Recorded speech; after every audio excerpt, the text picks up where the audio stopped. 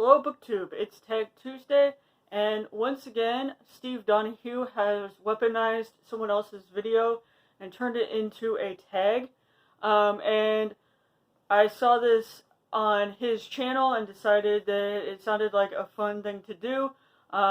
He took a video that Olive from a book Olive had done on her favorite novels, and he made it into a tag video, but he included some rules in with it, and not just choose your 7 favorite novels or whatever like Olive did.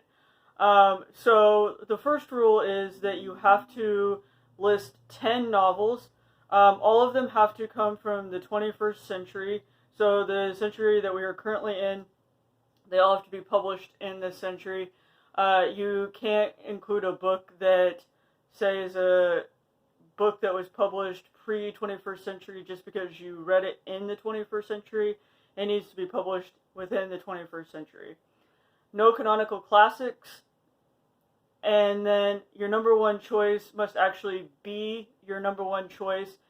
And lastly, one of your 10 must be linked in some way to somebody else's video or somebody else's list. So if you see Steve's video first, it could be linked to his, or to Olive's video if you've watched that. I haven't watched Olive's video, I've only watched Steve's. However, Steve did he did post Olive's books in his description, as well as the ones that he named. So you can refer to that, and I will leave the books that I name in the description box down below. So if you want to do this tag, feel free to do so, and if we have a book in common, from my video, you can use that. Anyway, so these are my 10 novels from the 21st century, no classics, and my number one book is my number one book, and it'll probably surprise no one that has stuck around this channel for a while. I tried to do this without including any like series or trilogy or anything, but unfortunately I ended up having to include 2 trilogies. Just the first book in both of those trilogies because I was running out of books otherwise in terms of novels that are my real favorites from the 21st century. So starting at number 10, we have The Bear and the Nightingale by Katherine Arden. This is part of the Winter Night trilogy, I believe is what it's called, and it takes place in the Russian wilderness, and there's a lot of Russian folklore and mythology within this book. It's very atmospheric because of the forest and the snow and the cold and the magical elements that happen and the mythological elements. And I love the entire trilogy, but this was my favorite. And the books definitely get darker and more violent the further they go. But I still just really love The Bear and the Nightingale.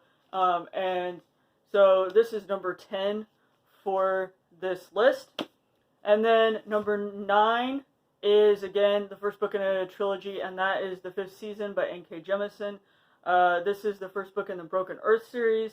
And again, even though I love the entire trilogy, this is still my favorite of the Broken Earth trilogy because I just feel like Jemisin is at her best in this particular book, and the entire world and the commentary she is making is just so perfect in this book. And so I really would have been remiss if I didn't include this, even though I was trying not to include trilogies in the series, like I said, because this is just extraordinary. N.K. Jemisin is one of my favorite authors. So The Fifth Season comes in at number 9. And then number 8, I don't have a physical copy of. I actually checked it out from the library, and I really enjoyed it, but I never bought myself a physical copy. And that is The Heart's Invisible Furies by John Boyne. This is just a beautiful, heartbreaking book. It follows a young boy through his adulthood in Ireland. He is gay. He was also given up by his mother for adoption. He's adopted by these odd parents. They're not, they care about him, but they're not super involved in his life. And so it follows him as he grows up and his relationships, and then also finding his birth mother and the story behind why she gave him up and all of that. It's just so beautiful and heart-wrenching, and I absolutely love it. And really should give me a physical copy. I should probably work on that. So that is number 8. Number 7 is a book I actually just read this year, but it was published back in 2015, and that is The Watchmaker of Filigree Street by Natasha Pulley. I know this book has mixed reviews on Goodreads, but I really loved it. I loved the dark, atmospheric 1800s, late 1800s London that it's set in. And so, again, this also follows a gentleman who is gay, and he is working as a telegraph operator in London, and he finds this mysterious pocket watch on his bed, and events sort of take off from there. I absolutely love this book. Unfortunately, I got the second book in this series, in this duology or whatever that came out this year, The Lost Future of Pepper Harrow, and I still have not finished that book because it just didn't captivate me the way this one did. So I don't think that this one merits the bad reviews it gets on Amazon or not on Amazon, but on Goodreads, because I feel like it actually is really good. But the second book maybe might merit some not so great reviews because I just think it drags. But this one I do highly recommend because I really enjoyed it, and you can't do better than this when it comes to a cover. I mean, come on. Alright, number 6 then is Semiosis by Sue Burke. This is part of a duology, so I guess it also kind of breaks my rule about no series, but whatever. This is actually about colonists from Earth that leave the planet to try to make a new home, and they land on another planet, but there's already sentient life there in the form of plants that can communicate and think, and so, like it says here, sentience takes many forms. I just thought this was a fascinating take on AI and intelligence and what it means to be a sentient being. I really enjoyed this book. I also liked interference, but as a common theme here, it seems like my favorite books tend to be the first in a series or a trilogy or anything like that. Number 5 then is Middle Game by Shannon McGuire, and I absolutely love this book. It's about alchemy and twins. It follows a set of twins, Roger and Dodger. One is very mathematically inclined and really loves numbers. The other is linguistically inclined and loves words and writing and reading, and it follows them as they figure out that they were basically created for a specific purpose because their creator wanted to achieve godhood. And so there's all this alchemy involved, and there's also more sets of twins involved as well. And I really enjoyed this. I know there were other people who didn't necessarily understand what all was going on, but basically the creator of Roger and Dodger is wanting to achieve godhood through alchemy and creating these twins. And yeah, I really just thought this book was a lot of fun. And I also liked the twins and how they were so polar opposite, but yet they always wanted to be together. They cared about each other, and they could get inside each other's heads and communicate with each other that way, sort of like a telekinesis type of deal. Not telekinesis. Telekinesis is where you move stuff with your eyes, duh. But like telepathy, I guess. Anyway, so yeah, really, really enjoyed this book and highly, highly recommend it. My next book then for number 4 is Melmoth by Sarah Perry. This is another book that has gotten mixed reviews by people, but I thoroughly loved it. It takes place in Prague, where Helen is working as a translator, and her friend Carl discovers a mysterious letter in the library that has a curious warning that speaks of Melmoth the Witness, a dark legend found in obscure fairy tales and antique village folklore. And then all of a sudden, Carl goes missing, and so it's this folklore about Melmoth the Wanderer, and I loved the atmosphere of it. And I actually like this better than the Essex Serpent, which was Sarah Perry's other book that I read besides Melmoth. And I enjoyed this far more than I did the Essex Serpent. But like I said, I know it wasn't everybody's cup of tea, but it definitely is high up there on my list because I really enjoyed it. Number 3 is What Should Be Wild by Julia Fine. And again, this is another one of those books that is very magical realism in nature. It follows a young girl, Maisie Cothe, who is cursed. She's never been able to touch anyone or have anyone touch her, because if they do touch her or she touches them, they will die, because her touch causes people death. And so this is about her being sequestered in this forest with her father because he doesn't want her to have any contact with others due to her curse. And when she was born, killed her mother because of her curse. And then one day her father goes missing, and it follows this whole trend of Macy trying to find her dad and the people she meets along the way.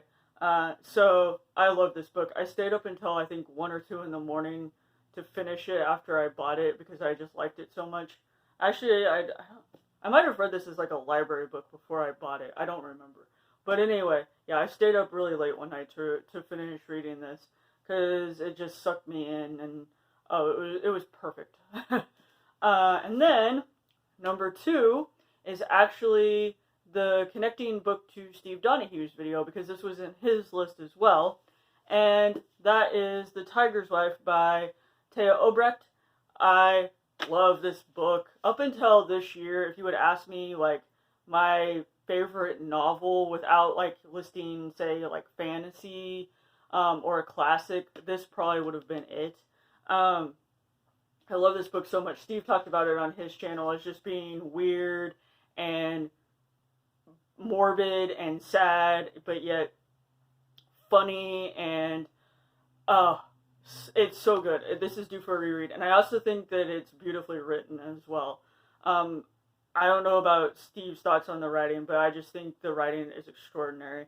And I actually gave a copy of this book to my thesis director when I was in graduate school as a thank you gift for helping chair my thesis.